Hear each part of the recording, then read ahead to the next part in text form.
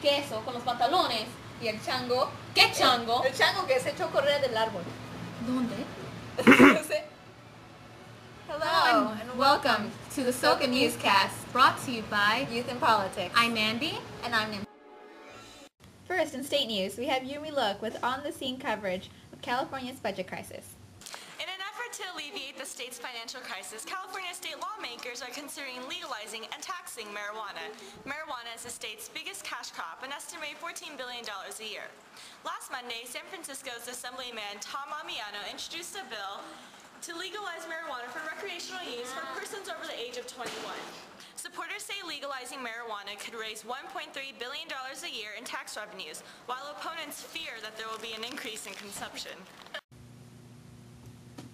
Well, thank you, Yumi. In other news, the governor proclaimed a state of emergency last week, declaring that we are in the third consecutive year of drought.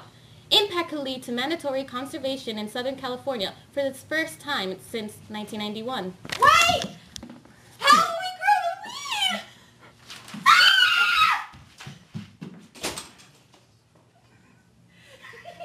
In national news, last week, President Barack Obama outlined a pullout plan to withdraw most of the American troops from Iraq by August 2010, stating that the U.S. combat mission in Iraq would officially end by that time. However, up to 50,000 out of 142,000 troops will stay behind to advise Iraqi forces and to protect U.S. interests.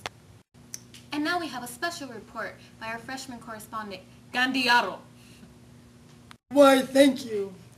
Although previously saying only 2 tapes were destroyed, there is now evidence to prove that the CIA has destroyed 92 tapes of interviews conducted with terror suspects. It is understood that techniques involved in the tapes have included waterboarding, which the Obama administration says is torture. Thanks. And now, by CIA, they mean Central Intelligence Agency, right? Not Cunts in Action? I think so. Well, I hope so. In light of the current economic crisis, the possibility for nationalizing U.S. banks is becoming a reality. Last week, the U.S. government announced plans to more than quadruple its stakes in Citigroup Inc., the third largest U.S. bank.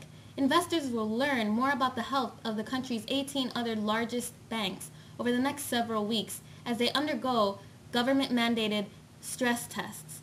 Banks deemed to have inadequate capital will be forced to raise more money in the private sector, or the government will take the major shareholding stakes in those banks. Breaking news! Peace Lake is being filled with water, as opposed to my other suggestion.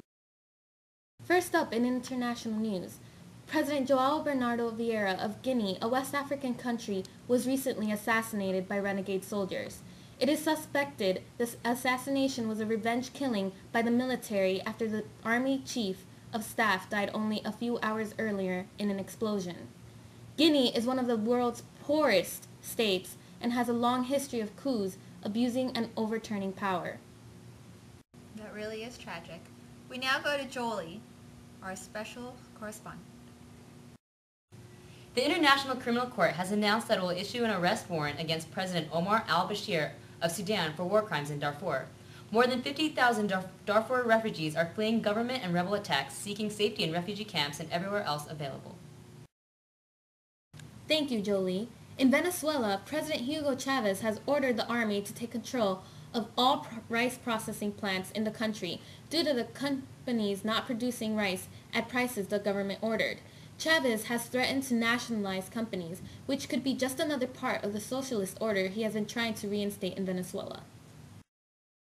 And finally, in Soka news, this has been a very tough year for the 2 ducks of Peace Lake. First, their spring home was emptied, leaving the pair homeless. The ducks then had to relocate to the much smaller Lotus Pond, putting a serious strain on the once happy couple. The stress of this year led them to decide to try a trial separation. Much to the relief of many students, the ducks have decided to reconcile and are preparing to move once again from the pond to the lake, proving that true love is possible. Best of luck to those 2 lovebirds. What a touching story. With the end of Super Sports Support Week, we'd like to send our best wishes to our swim team at Nationals in Missouri and Gianni at Track Indoor Nationals in Tennessee. Please support our track team tomorrow at the Peace Invitational. Show up at 3:30 for the 4x4 relay and enter the poster contest supported by Spirit Department. Yeah, I didn't make it to nationals. Yeah, so what are the names of the ducks anyway? Well, I call them ducks and Anyways, thank you for joining us once again. Remember, News and Politics meets every Wednesday at 8 p.m.